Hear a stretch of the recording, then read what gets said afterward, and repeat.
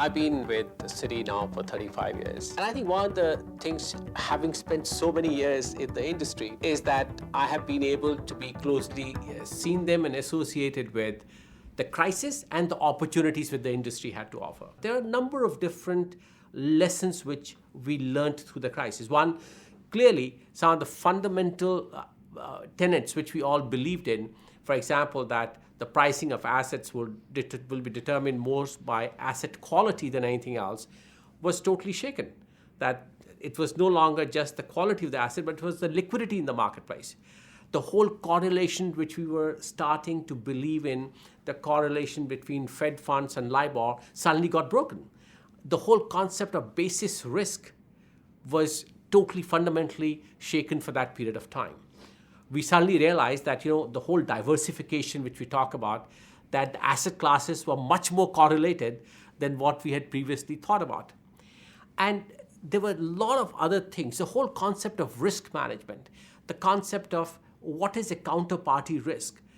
Previously, we all used to look at counterparty risk as some 14th line on page number 67, but suddenly it became the heading.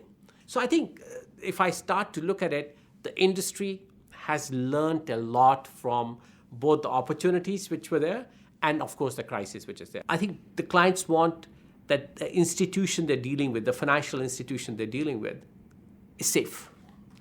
Because you're putting your money in.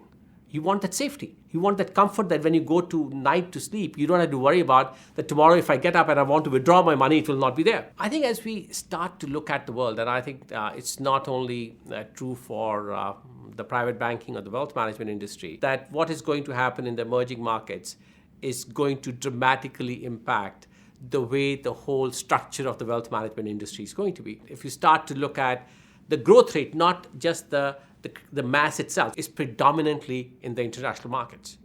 China, India, Brazil, Indonesia, Korea, all of them are going to play a very, very significant role as we start to look at going forward. I think there are a number of different opportunities and challenges which we will have.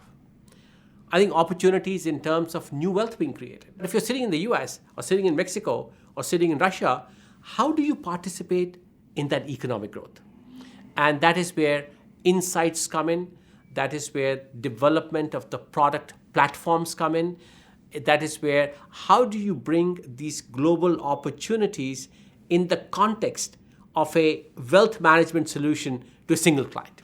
And I think that is where institutions which have a global footprint, institutions who have deep local knowledge, are going to benefit a lot, provided they can bring that globality and translate that globality for the benefit of the client.